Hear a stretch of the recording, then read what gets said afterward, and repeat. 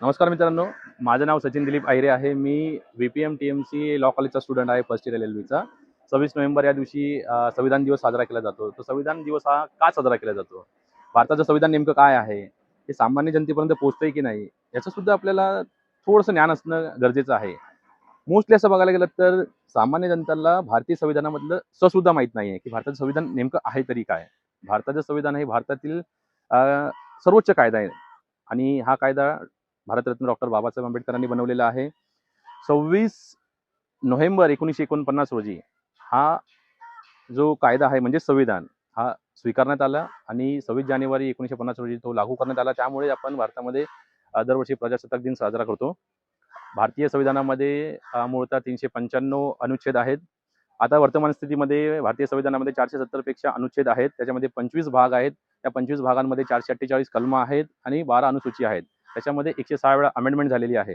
तर या सगळ्या गोष्टी सामान्य जनतेला माहीत आहे का? सामान्य जनतेला मोस्टली आपले मूलभूत अधिकार काय आहेत हे सुद्धा माहीत नाहीये. तर मूलभूत अधिकार त्यांना अगोदर हे माहीत असलं पाहिजे, की आपल्याला समानतेचा हक्क आहे, स्वातंत्र्याचा हक्क आहे, शिक्षणाचा अधिकार आहे. आर्टिकल 21 मध्ये भरपूर काही अधिकार आपल्याला मूलभूत अधिकार दिलेले आहेत. जसं की आर्टिकल 20 मध्ये right to life and liberty दिलेला आहे. त्याच संदर्भामध्ये मोस्टली सामान्य जनता म्हणजे असं बघायला गेलं तर त्यांना काहीच माहीत नाहीये संविधानाबद्दल. तर मोस्टली त्यांना माहीत पडण्यासाठी आपण काय उपाययोजना केल्या पाहिजेत हे खूप महत्त्वाचं आहे. कारण आर्टिकल 22 सामान्य जनतेला माहीत असणं खूप गरजेचं आहे. त्याचसोबत आर्टिकल 22 सुद्धा दिलेलं आहे, की एखाद्या पर्सनला जर अरेस्ट केलं जातं, तर अरेस्ट केल्यानंतर त्या व्यक्तीची किंवा त्या व्यक्तीला कोणकोणत्या म्हणजे अधिकार आहेत, हे पण माहीत असणं खूप गरजेचं आहे.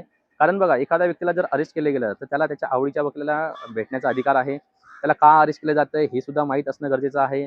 त्याला कोणता पोलीस ऑफिसर अरेस्ट करतोय त्याच्याबद्दल माहिती असणे आवश्यक आहे. अरेस्ट मेमो असणं आवश्यक आहे. त्या व्यक्तीला जर अटक केलेली आहे, तर त्यांच्या नातेवाईकांना किंवा जवळच्या मित्रांना कळवणं सुद्धा खूप महत्त्वाचं आहे. मग या सगळ्या गोष्टी सामान्य जनतेला माहीत असणं खूप गरजेचं आहे आणि भरपूर काही गोष्टी अशा संविधानामध्ये दिलेल्या आहेत. मी जेवढं तुम्हाला सांगितलेलं आहे संविधानाबद्दल, त्या संविधानाबद्दल तुम्ही थोडाफार विचार केला पाहिजे, ज्ञान घेतलं पाहिजे. अजून थोडी माहिती तुम्ही मिळवली पाहिजे आणि इम्प्लिमेंट केली पाहिजे आपल्या आयुष्यामध्ये, की आपण नेमकं काय करतोय, आपल्यासाठी काय अधिकार दिलेले आहे. जे आपल्यासाठी सामान्य लोकांसाठी जे अधिकार दिलेले आहेत, ते आपल्यासाठीच आहेत. त्यामुळे त्याचा चांगल्या पद्धतीने वापर केला पाहिजे आणि सर्वांना हे अधिकार समजावून सुद्धा सांगितले गेले पाहिजे. आपल्याला समजले, आपण दुसऱ्यांना सांगू शकतो समजावून. तर माझी एवढीच आशा आहे, की सगळ्यांनी त्या ज्ञानाचा अभ्यास करावा, माहिती घ्यावी. एवढं सांगून मी 2 शब्द संपवतो. धन्यवाद.